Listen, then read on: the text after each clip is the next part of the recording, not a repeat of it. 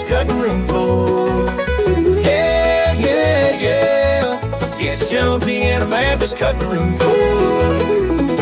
A lot of stuff ended up on the cutting room floor today, my award-winning friend. Yes, I was an award winner over the weekend.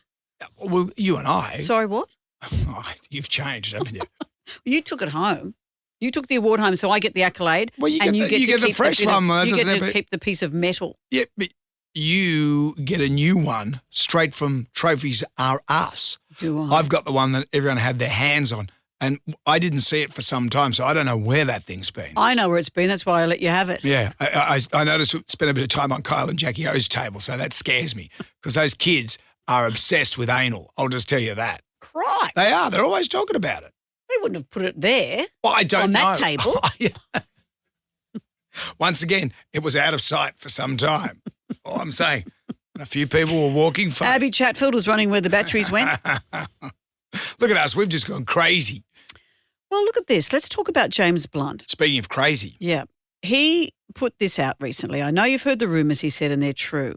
I'm re-releasing my debut album, Back to Bedlam, on October 11. Something that has kept me consistently rich for the past 20 years. Nice. He said this on social media. So as a way to give back to you, my adoring public, if Back to Bedlam re-enters the charts at number 1, it's like bribery, I will legally change my name. What will I change it to? It's entirely up to you. Oh, that's a little crazy. Is it? This is his way of just trying to get people to make it go number 1. This is very un-James Blunty, I would have thought. It is a bit because he's funny and he's dry and he's quirky, and this is stunty. But what he is in the past, he's been told that, the song You're Beautiful, it's been voted as the most annoying song ever to be released. And he shared some of the names he's already been called, including the most hated man in pop, Annoying, and James Beige. He says, I'll let the people decide, but if it doesn't go to number 1, I'm not changing my name. He said, my name is James Blunt, and you have the power to absolutely beep my life. Well, that is true. And we like James Blunt. He's been on a show many times. He's kind of funnily narky. He's funnily narky. If he was to change his name, what's happening? What's it going to be changed? Let me tell you what it is. What's already happened? The vote is in. I don't know yet when the album is going to be released and whether it's gone to number 1. Right. But if it does go to number 1, this is the overwhelming name people have asked for him to be called. Blunty McBluntface. And he took to social media to share that his fans have chosen that new name.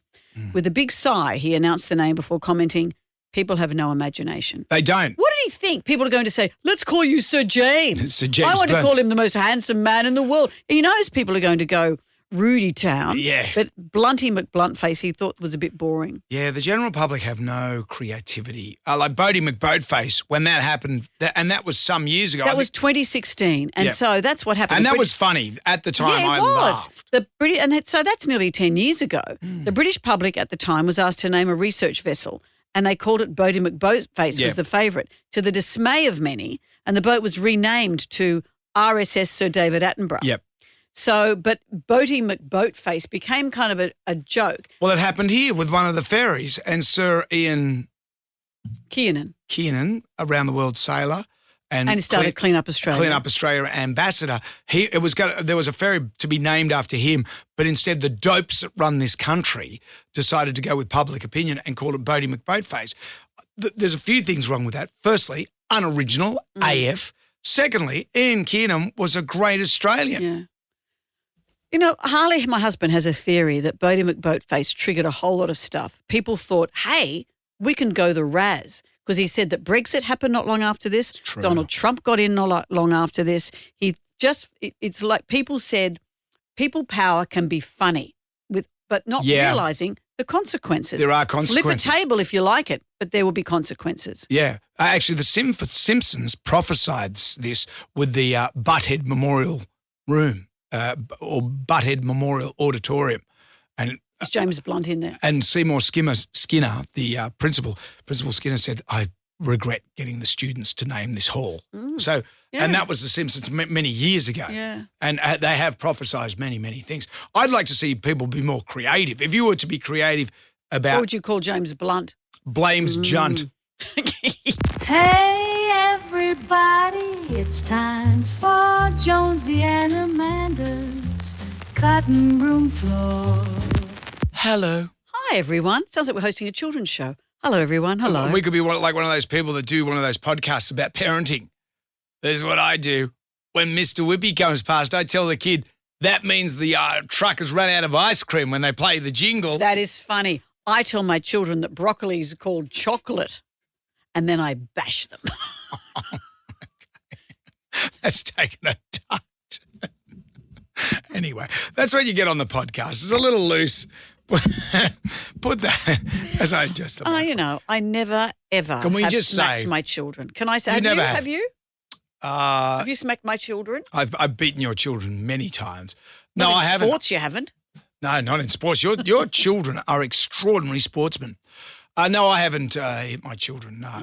Anyway, we were at that era. That's not what we were planning on talking I was about. just to put some context. In my era, we used to get hit all the time. Not by my parents, but my teachers and stuff. We used to hit See, us all the I've time. never been hit. I've never been hit or hit on, sadly. Oh, well, that's no good. No, it's not That's- good. Can Do we you think get someone? Do you think it's too late at 62 Somebody- to be hit on? Remember that time I hit you on the bum with a wooden spoon? And I cried. I do remember that. We were doing a cooking demo, and why were we doing it? Because you ran up, you Why started. were we doing it? Well, I don't know. We were promoting a kitchen I don't somewhere, know. a kitchen And showroom. If you got some time, just YouTube Jonesy spanks Amanda. And you can see what happens. You run across the room with a spoon and crack me on the bum. But you were wearing Kevlar pants. Yeah, motorbike pants. And then you turned around and did it to me, and I burst into tears. Hang on, I'm gonna get it up here because this is a podcast. We can do whatever the fuck we want. Jonesy spanks. I hope someone beeps out where I said whatever the fuck we want because I don't like potty language. In case your kids are listening, here we go. Jonesy spanks Amanda. Do you want to be a part of this? Doesn't it need vision? Well, We've never had vision on this show. How do I prepare it? Do you want me to pour some of that in here? Prepare the vegetables. All right, I'll pour. Which one would you like? And I'll pour it in. Stuff What do in you there. want me to do with them? How do you pour them in there? Decant them into a... No, don't decant them because that's our serving bowl.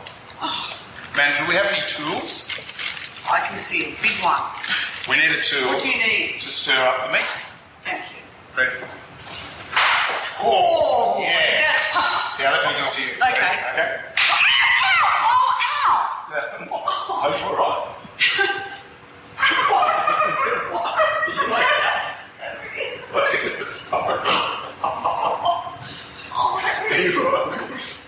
Wasn't that hard? I'll do it to you.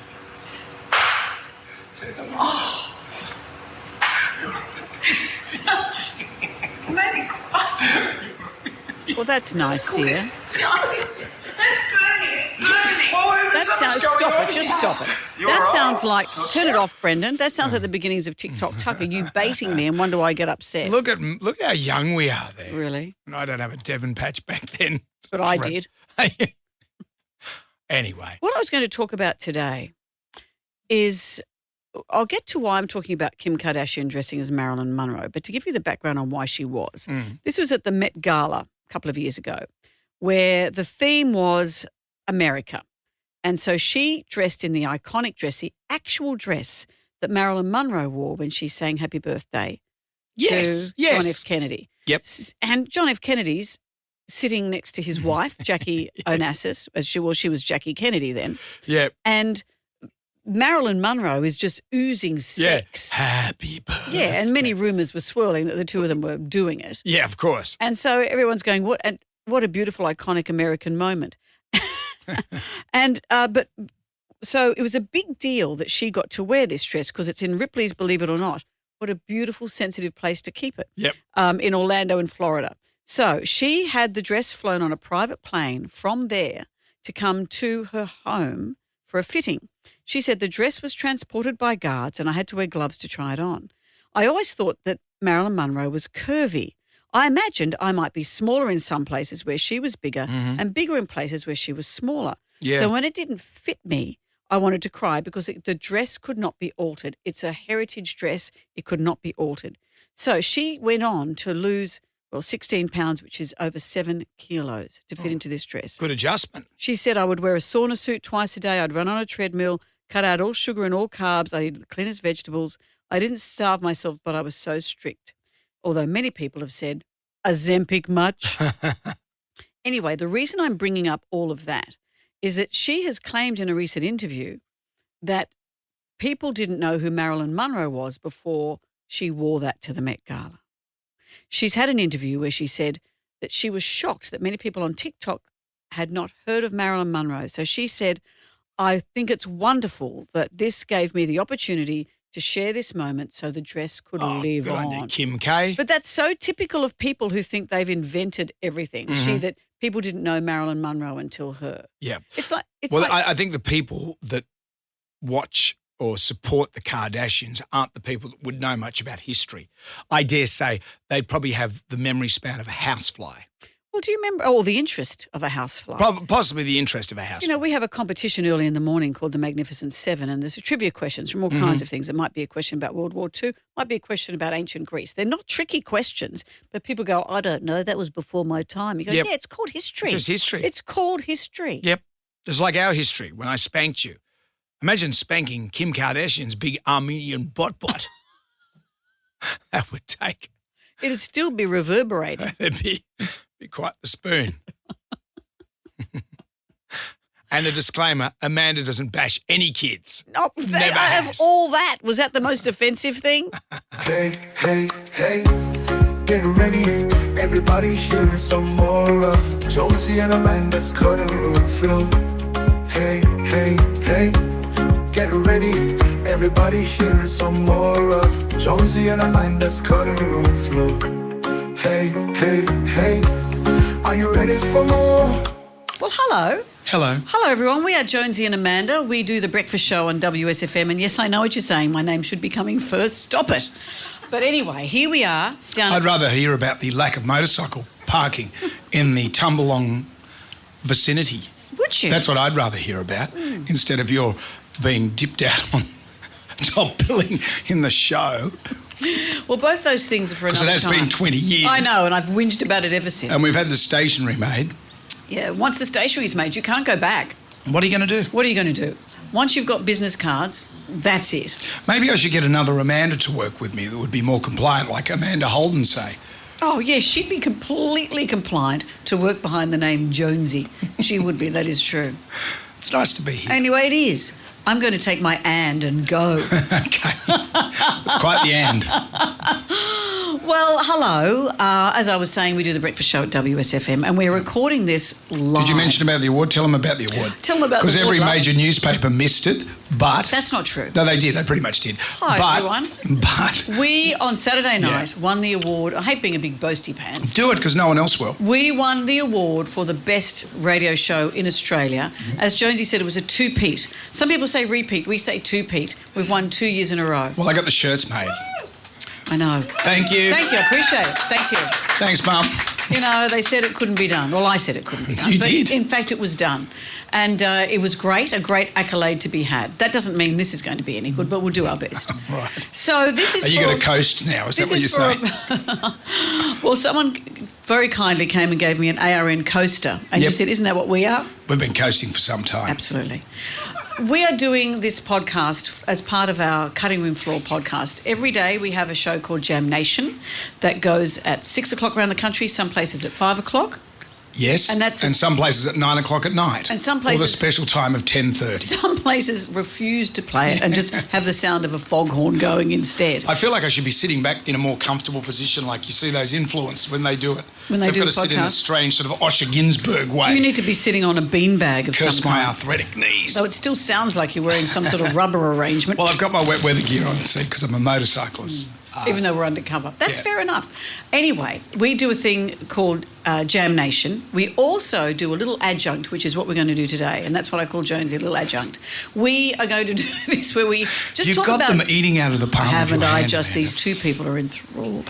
Where we're going to just talk about something we didn't get around to talking about on the show That today. ended up on the cutting room floor. How about this? This is the headline, and we'll work back from there. Etiquette experts say middle plane seat gets both armrests. This has been a big debate for many years as to who gets the armrest on a plane.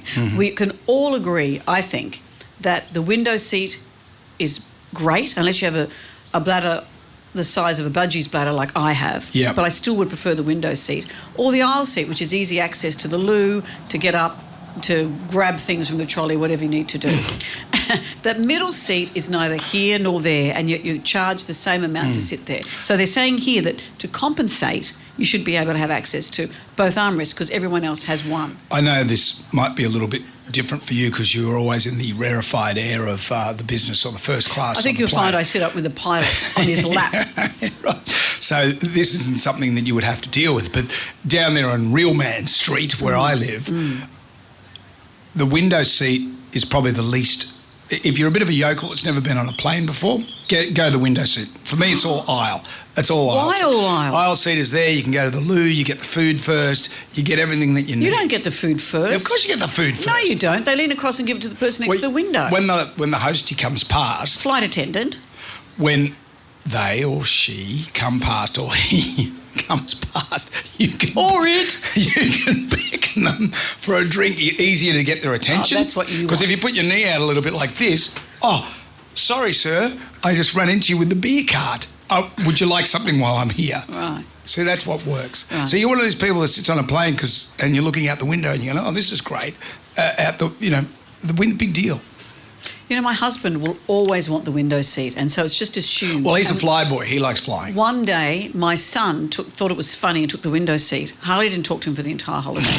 He took it so personally that his seat had been taken. So if ever I sit in the window seat, I get a bit anxious that I'm going to be yelled at. Isn't this the same man that bowled a fastball at 11-year-old girl in a friendly game of backyard You've got cricket? that story wrong.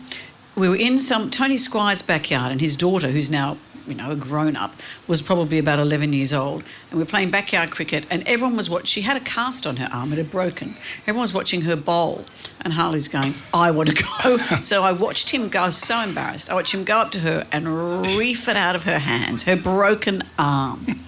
And I was just so embarrassed. His competitive nature sometimes gets the better of him. That's good. But what about this, though? This is a thing that's just been in the news today. There's a company called Journey, Jurnee. Cute spelling. Yeah. You know we're not fans of cute spelling here, but obviously for copyright reasons, they can't call it Journey, or the band would be up in arms. But what they do is they facilitate people to get reduced fares who will help out on the plane. And I don't mean serving meals and doing the mask over your face business. If you need help with the elderly, with kids, if you're travelling with babies and you need someone to help you, they work out a deal where you travel at reduced rate and someone is your travelling helper or companion. You know, when you get on the plane and they say, do you have a problem with sitting at the window seat that's got the emergency exit seat? That one there. Yeah. And then they give you a special briefing in case something goes bad. But you don't get a reduced flight. I'll just say this, more often than not, I am asked if I want that seat. Because I think people, when they see me getting on the plane, they go, well, here's a guy that is going to, when S goes down, Is this he's your the guy. fantasy that S goes down on a plane? And then I'm there. And you're the guy, even And though I'm you're on the helping- window seat and you've had 18 beers. Even Doesn't though you're on the matter. aisle, I mean. Doesn't and matter. you've pushed your knee into every cart that's gone past. I'm like Sully. You know, you just got to make that decision. To land the plane. Is that your fantasy? A lot of men would have that fantasy. They'd get on a plane and they'd look around and they see, if there was a crisis, who would I punch? Who would I rescue? Who would I pash?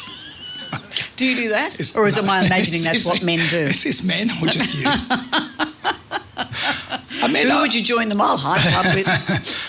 Men often think that, but when you sit at that window seat, when I get on a plane, I'm always thinking about the variables. Drink cart, you The said. variables. No, not just that. That, you know, there's a lot of times when you think, okay, I could help out here. Yeah. I'm a helper. You largely. are. That is true. I like to help people. Well, then, would you take, if you say you're flying to London, Yep. would you pay a portion, like instead of paying $1,500, you'd pay $700 to fly as someone's companion, an elderly person or a woman with babies? Oh, okay. I could have. Okay, specify the conditions under which you would say yes. Is it, you know, Is it September? Sydney Sweeney, for example. And what needs help with her bags? She might need some help. Like she's got very thin wrists. And in case she needs someone to give her mouth to mouth throughout the flight. You never know, she might have a panic attack. And I could talk her through it. I could give her a paper bag and say, look, Sydney, just breathe. relax. Is that the only time you would do this? No, I do that. What's the reduction?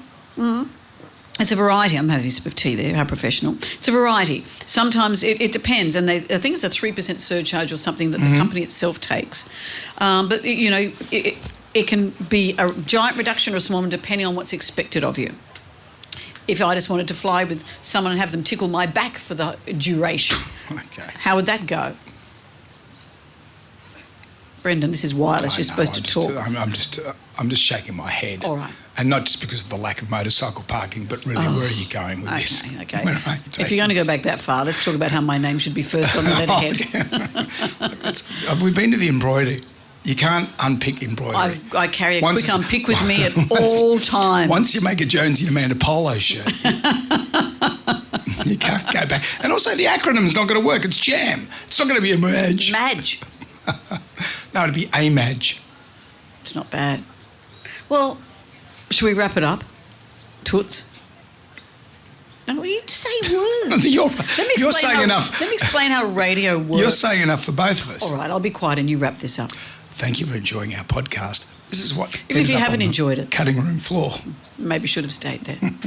That's more than it's worth. Thank you. Crowd goes crazy. It's Jonesy and Amanda's cutting room floor. Yeah. Here's our cutting room floor. Yeah. Have you heard the term glossing? When you're talking about lipstick No. glossing, glossy magazines, No. glossing over facts. Well, glossing over how unhappy you are at work, that's what glossing means. Pretending to be fine at work when you actually aren't. It refers to the excessive optimism to dismiss difficulties at work, which we often do. We often say, no, everything's fine, when in fact, by glossing, you could be doing yourself damage. So this is an interesting study. This is a quote. Using this coping mechanism can lead to mistrust, isolation, increased stress and resentment. So this poll found that 67% of workers feel that they work in a toxic environment. 78% of workers don't think their employer is doing enough to address their mental wellness at work, but they don't want to reference it. They don't want to talk about it. Most people will say, I'm fine, and not wanting to stir the pot, because it takes a certain person to call out your office culture for systematic change. Yeah, well, it doesn't work well for whistleblowers, does it? No, it doesn't. And maybe that's exactly what part of this is, that people are saying, just stay positive. It could be worse. Everything's all right. But this avoidance means that your mental health doesn't shift. Yep. And it means no one's aware that you're struggling. It also means that things that might need to be changed within your office just aren't. So they're saying look out for that. Look out. These are some of the phrases that this is how you might recognize that someone's glossing. They say to tone down the positive language, like look out for the over-positive language in somebody. Well, Love it, everything's fine, they go and cry in their car. I'm very positive here. Yeah, but if you would also, you call out what you see. I do. And make sure you speak up on a one-on-one basis. Don't just hide your dissatisfaction. Don't dismiss feedback. Get rid of the people-pleasing. That's a big problem I have is people-pleasing. Yep. So when Normal people, I don't care whether I please you. Well, I haven't been pleased by you for some time. But when's this happening? When am I going to see this people pleasing? But remember, we've had these other workplace kind of phrases. So glossing is this interesting one. Yeah. Do you remember the quiet quitting? Remember that phrase That's came right. about? Yeah, that was after COVID. People would just not show up to work Or anymore. they'd show up to work. But not do anything. But they'd do the minimum. And when I mean not show up to work, they'd show up to work, but they just wouldn't do anything. That's right. They'd mentally not show up. They Yep. wouldn't bring their best self. The practice of doing no more work than one is contractually obliged to.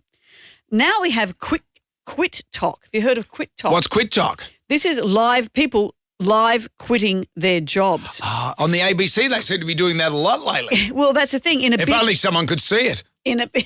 ABC has a lot of support. Yeah, I know that you're greasing the wheel for the ABC, but I feel that I can't go back. I can't get a job there. You know, I'll people please somewhere else. Because I'm too good to work at the ABC. Come on, Brendan. I'm about to do a whole lot of stuff with the ABC. You're great on the ABC. Quit talk is live quitting your job in a bid to bring greater transparency to the goings-on in the workplace. And have you heard of proximity bias? No. She's nice, proximity.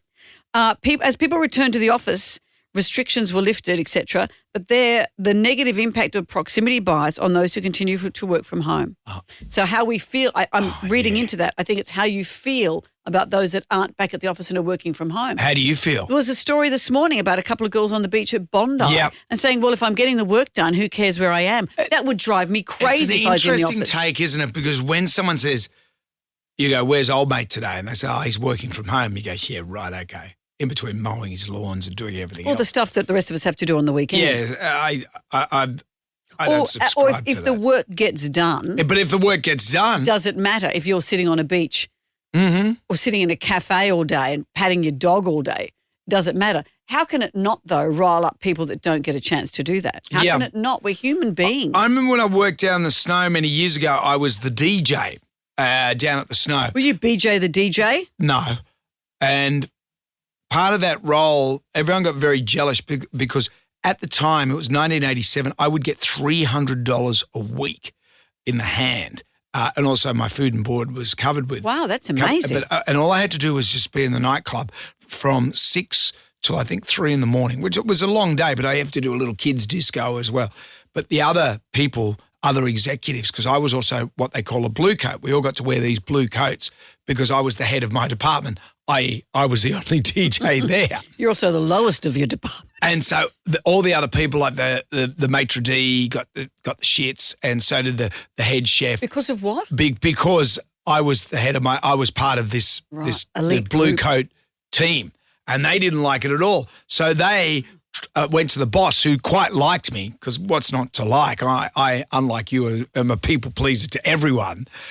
He said, "Oh, go on, leave the kid alone." And they said, he's got to be doing other works, because they just see me partying on all night with dancing girls and then go skiing all day and just repeat. I'm with them. I'd be irritated and too. They're paid a lot of money to do it. Yeah. So they made me, they said, well, okay, he's got to vacuum the nightclub. Half the stains were his. And so that was the thing. And I went, and at first I was outraged. It's human nature. It's like Lord of the Flies. But I got so good at vacuuming, and I got this good wet and dry vacuum. So it was just, and then I'd get the kids from the kids' disco to vacuum the floor. Because the wet and dry vacuum was amazing. It just suck up anyone. One day, so the kids are there, I put a record on the thing, and they just run around like nuts. And then one day these kids saw me vacuuming the bar area, and could I have a go? And I went, yeah, sure. It was like Tom Sawyer's Fence. All these kids were having a go with the vacuum. So I just sat there back and watched the kids doing the vacuum. Wearing your blue coat, loving yourself sick. I remember the maitre d' just came down and he looked in and he just went, muttered something under his breath, and just walked out. Good times. That's what happens when you're a people pleaser. Mm-hmm. You should take a leaf. With Jonesy and Amanda's cutting room floor. Yeah, yeah, yeah. Hey, hey, hey. Get ready, everybody. Here is some more of Jonesy and Amanda's cutting room floor. Yeah. Well, it's our podcast. What ended up on the cutting room floor today, Amanda? Well, as we sip our cup of soups, Yeah. let's look at what has ended up on the cutting room floor. What about this story? A woman, I'll read the headline, a woman who did not get a leaving card loses a UK employment claim. So this woman has sued her former employer for not giving her a leaving card. She lost the case because it was revealed it had been hidden from her because only 3 people signed it. She claimed, quote, you'd wonder how this could end up in court, that there'd be any claim. She claimed that, quote, the failure to acknowledge her existence, i.e. give her a leaving card, was a breach of equality law. Then a former colleague told an employment tribunal that the managers had indeed bought a card but didn't give it to her because only 3 people had signed it, and they deemed that would be more insulting to give her a card that only 3 people had signed than no card at all. Well, it depends. Was the card circulated to people? Do we know that part of the story? No, but the fact that this claim was turned down tells me that that's the truth of it. Well, it speaks volumes about this woman, doesn't it? But you know what it's like. We get asked to sign birthday cards for people that we don't know. I know. And your leaving card, I signed that just before. What? But I like how you just put rock on. Yeah. Jonesy, you could be signing a letter for the Pope, for a child who's requested this for you because they're unwell, for top management. You put the same thing. Rock on, Jonesy. It was my wife's birthday the other day. You didn't write Jonesy. I started to write rock on. And thanks for listening. And the funniest part is she doesn't listen. That's the funniest part But of it all. does she rock on? That's what we need to know. It's been some time since she's done that. You Well, know, one there's a- time I left a radio station and not saying that I'm very popular, but they had to get a ginormous call flute. So because everyone wanted to sign it. Give us your. Everyone had to sign. Why don't you give us your cake theory The cake theory for is, someone's birthday? yeah, that indicates how popular you are is how much cake is left. And what happens with me when it's my birthday, they have to get like a wedding cake, like many tiers. There's always many teas. 4-tier wedding cake because there's not enough to go around because everyone wants to be a part of the J-Man, what's happening for his birthday. I know for you they bring out a cupcake. None of this theory is true, and none of the reality of what you're saying is true either. Though if someone has a birthday and there's some left, because often girls don't want to eat chocolate cake at 9 a.m, it might surprise you to hear What's that. wrong with them? You go, "No, you're unpopular." You tell them to their face your theory. It's terrible. Well, I've seen many people like you walking out of the building, you know, with 3/4 of a cake, and it just seems wasteful. What about this other story? I'm just joking. Sending an unwanted birthday card to a colleague could be seen as harassment. Really? Another UK case. A woman in the UK has told a tribunal she was repeatedly contacted by her bosses while she was on leave for work-related stress. Yep. This is probably those new rules they're trying to bring in here too, that you can't contact someone out of work hours. But she said she also was given numerous emails while she was on work-related stress leave and an unwanted birthday card. She says that she had told them on a number of occasions that she would not be celebrating for personal reasons and asked that it be kept off the list that the boss kept of employees' birthdays. The boss apologised and claimed he'd remove her name from the list. Mm-hmm. However, in the following weeks, she was sent 11 emails as well as a birthday card. Oh. So she contacted the tribunal because she said that this exacerbated her symptoms. And the judge said the repeated contact created a hostile and intimidating environment for the claimant. Next to bringing your pet into work, having a birthday at work is the biggest time waster in the history of the world. That's why people love it. I like it when it's someone else's birthday and we all get to see I hate it. and have this cake. It destroys all the momentum that you're doing, the work that you're doing. Everyone has to stop down. My sister is an airline pilot, and when she was pregnant, they don't let pregnant women fly planes because something about hormonal stuff and things like that. Anyway. Is that why? I believe so. Yeah, I Okay. believe so. Right. Anyway, she was in the office at work. They put her in the office just to do admin duties. And she said it's the most boring thing in the world because there's nothing worse than trying to find things to do. Yeah. And then one day she was watching a birthday celebration. She thought, hang on a minute. This is a classic time waster because you look at it, right? You got to get the cake. Got to get a card. So everyone you to sign got to it. leave the building. You get the Right. cake. You got to. There's a You've whole got to get plates. plates. You got to gather Napkins. everyone around. Napkins. You have to take a card around to be signed. Then the speech is made, and then the awkward chatter as you're eating cake. If you really play your cards right, you could get an hour out of birthday cake organisation. And Anita did this for everyone in the office, and I don't think she did a minute of work while she was grounded in that office. She's birthday brigade. And then you would think when her birthday came round, it would be a fest. No. Nothing. Because she was the one who had Yeah. done it all. And because she was pregnant, she went into an emotional meltdown. Right. So it's probably good she wasn't flying that plane. Yeah. It's Jonesy and Amanda's cutting room floor. What ended up on the cutting room floor today, Amanda? Let's talk about Earring Magic Ken. The Ken doll. Do you remember Earring Magic Ken? No, I don't. Well, a lot of the old Kens and Barbies have come into parlance again because of the Barbie movie. In I remember movie, the they parlance, featured- Ken. They are featured in the Barbie movie. There's gift-giving Ken, Yep. there's, Pashworthy Ken, there's grow his own beard Ken, there's all that kind of stuff. But Earring Magic Ken has become the stuff of legend for decades. Mattel have kind of distanced themselves from what many people saw as an obviously gay Ken doll. Right. I'll talk you through what he was But wearing. when you look at Ken, he's pretty gay, isn't he? How do you make a doll that isn't? How do you make a doll that doesn't look like that? Yeah, I guess so. Well, Earring Magic Ken came about as an accessory to Earring Magic Barbie in 1993. But Barbie, I'm sure, looked great with her. She had like a charm around her neck. Mhm. What Ken was wearing was a lavender mesh shirt, a purple pleather vest, baggy jeans, black loafers, and on a chain around his neck, a ring that's supposed to be a charm that can go on your own bracelet. But for many people in the gay community, it looked like a sexual aid. A sexual aid? What do you mean? Oh, you know exactly what No, I I mean. don't. A ring that can be used in a sexual act for a man. Where do you put it? This Around ring. your neck on a charm, Brendan. Do you? What So- pleasure would that give anyone? Wouldn't you just put it on your dick?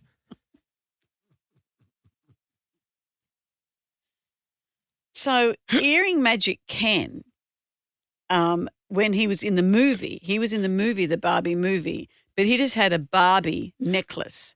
He didn't have the big ring. Right. So So Mattel has distanced themselves from Ken. Like, have a look at the picture. He looks like Dolph Lundgren in a Yep. gay film. He They've does. upped the gay on Dolph. Is that a movie title? Up the gay on top. I So see. what's interesting is that apparently Mattel did a survey in the early 90s, 1990s. They did a survey to discover that girls didn't think Ken looked cool enough. So someone had the bright idea of researching coolness by sending people to the raves, which at the time was mostly gay men. So these people went home from the raves and said, here's what men are wearing. Yep. And wow, that's what now Ken is wearing. So they've discontinued the doll. The company won't comment on the queer-coded aspects of Ken's costume. And when asked point blank, Mattel have denied it, saying, no, it's a necklace around his neck.